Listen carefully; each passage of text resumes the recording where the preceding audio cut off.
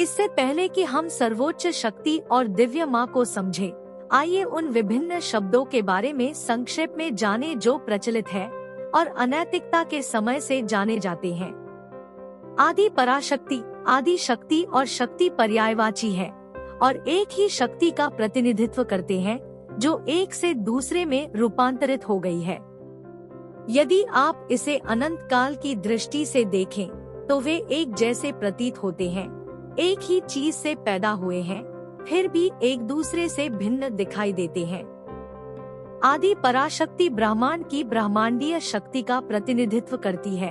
आदि शक्ति ग्रह पृथ्वी की प्राचीन शक्ति का प्रतिनिधित्व करती है और शक्ति शक्ति या सच्ची प्रकृति का प्रतिनिधित्व करती है जो पृथ्वी पर उपलब्ध है।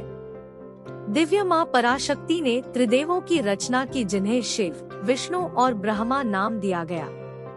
यह रचना विरह विधि द्वारा अपनी ऊर्जा का संचार करके की गई थी।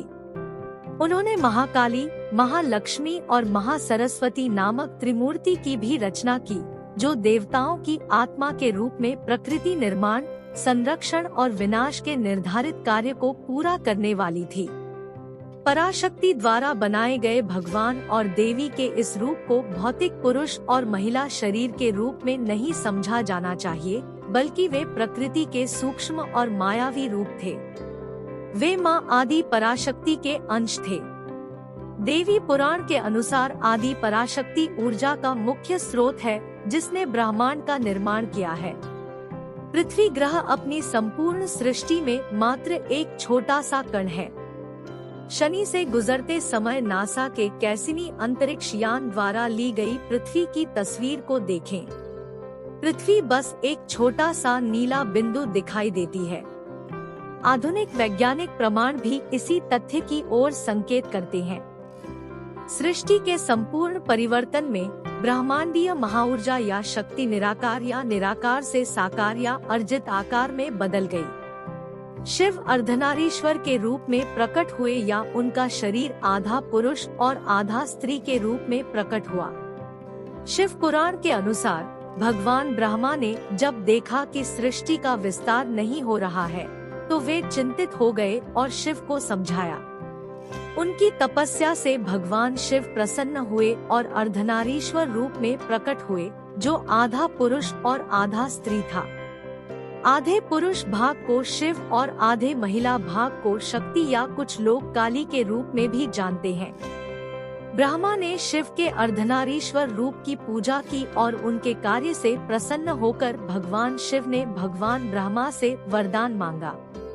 ब्रह्मा ने शिव से शक्ति को उनसे, शिव से अलग करने का अनुरोध किया क्योंकि उन्हें दुनिया बनाने के लिए ऊर्जा, शक्ति की आवश्यकता थी। इस प्रकार शक्ति शिव से अलग हो गई। शिव से अलग शक्ति को दुर्गा के रूप में जाना जाता था जो वास्तव में भगवान शिव की आत्मा थी। माँ दुर्गा प्रकृति है, इसलिए इन्हें प्रकृति भी कहा जाता है। ब्रह्मा ने ऐसे प्राणियों की रचना करके संसार की रचना की जो मैथुन प्रक्रियाओं द्वारा संलग्न हो सकते हैं। वे शिव की सौंदर्यात्मक ऊर्जा से निर्मित पुरुष या पुरुष का भौतिक रूप थे और शक्ति की सौंदर्यात्मक ऊर्जा से या एक तरह से भगवान शिव की आत्मा से निर्मित स्त्री या स्त्री। यह हमेशा याद रखना चाहिए कि शक्ति कोई और नहीं बल्कि भगवान शिव का अलग हिस्सा था जो उनके शरीर में आधी नारी के रूप में विद्यमान था। भगवान शिव को ब्रह्मांड का पिता माना जाता है, जबकि देवी काली, दुर्गा और पार्वती उनके अस्तित्व के विभिन्न रूपों में उनकी आत्मा के रूप में प्रकट हुई। आदि शक्ति ने मानव रूप में सती को प्रकट किया और पार्वती के नाम से जानी गई। संसार की रचना समाप्त होने के बाद आदि शक्ति की शाश्वत ब्रह्मांडीय शक्ति की एक अलग इकाई के रूप में आवश्यकता नहीं रही और इसलिए इसे भगवान शिव के साथ एकजुट करने का निर्णय लिया गया। इसलिए आदि शक्ति ने अवतार लिया और सती के नाम से जानी गई। दुर्भाग्य से दुखद घटनाओं के दौरान सती को अपना भौतिक रूप त्यागना पड़ा और इससे शिव इतने दुखी हुए कि उन्होंने भी सांसारिक दुनिया को त्याग दिया और गहरे ध्यान में चले गए। शक्ति के शिव के साथ पुनः एकीकरण की प्रक्रिया तभी पूरी हुई जब आदि शक्ति ने दूसरा मानव रूप धारण किया और पार्वती के नाम से जानी गई और जिन्होंने शिव से विवाह किया।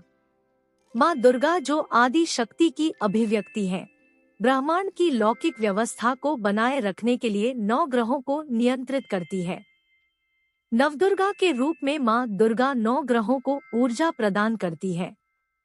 नवदुर्गा के विभिन्न रूपों का वर्णन इस प्रकार किया जा सकता है। कुष्मांडा शक्ति सूर्य को नियंत्रित करती है। महागौरी राहु पर शासन करती है। काल रात्रि शनि को नियंत्रित करती है।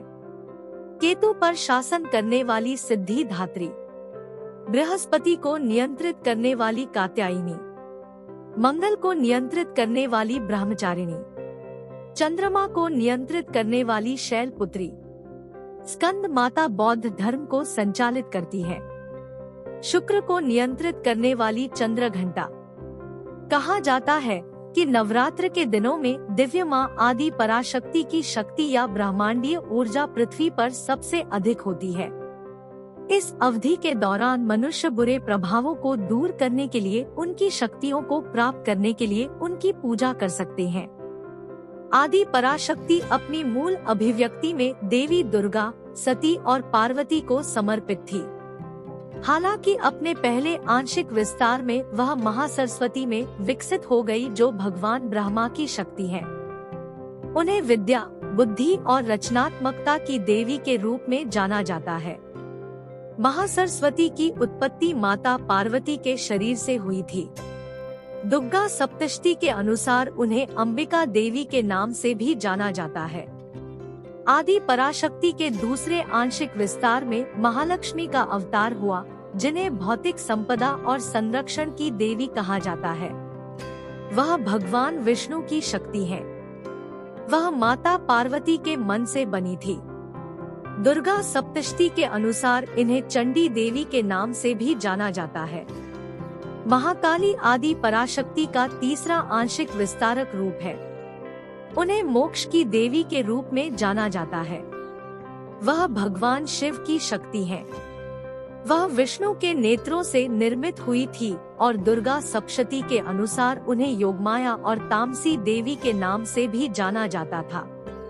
कई विद्वानों ने पता लगाया है कि महाकाली को उनके अमूर्त रूपों में काली, विद्या या तंत्र शक्ति के रूप में और योगमाया, माया शक्ति के रूप में भी कहा जाता है।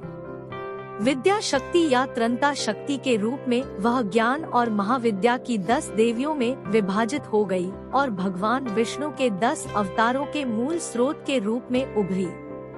भगवान विष्णु के 10 अवतारों में से 9 इस धरती पर विभिन्न युगों के दौरान पहले ही प्रकट हो चुके हैं और कलयुग के वर्तमान युग में 10वें अवतार या अवतार की प्रतीक्षा है। श्री भागवत महापुराण से प्राप्त जानकारी के अनुसार विष्णु के विभिन्न अवतार के साथ साथ उनके अवतार के मूल स्रोत के बारे में एक संक्षिप्त जानकारी नीचे दी गई है। धूमावती से भगवान मत्स्य का अवतार हुआ। बगलामुखी से भगवान कूर्म का अवतार हुआ। भैरवी से भगवान वराह का अवतार हुआ। छिन्नमस्ता से भगवान नृसिंह का अवतार हुआ। त्रिपुर सुंदरी से भगवान वामन का अवतार हुआ। मातंगी से भगवान परशुराम का अवतार हुआ। तारा से भगवान राम का अवतार हुआ।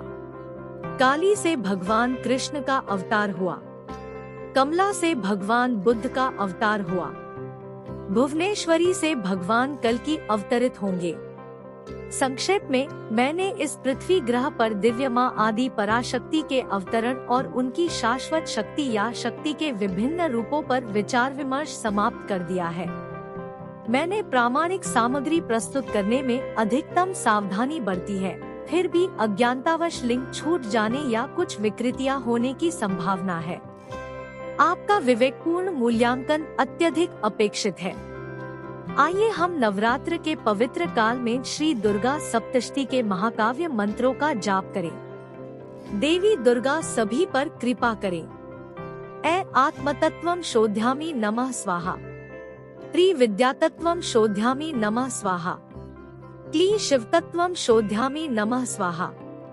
ऐ ह्री क्ली सर्वतत्वं शोध्यामि नमः स्वाहा। ह्री क्ली श्री क्रां क्री चंडिका देव्यै शापनाशागुग्रहे कुरु कुरु स्वाहा।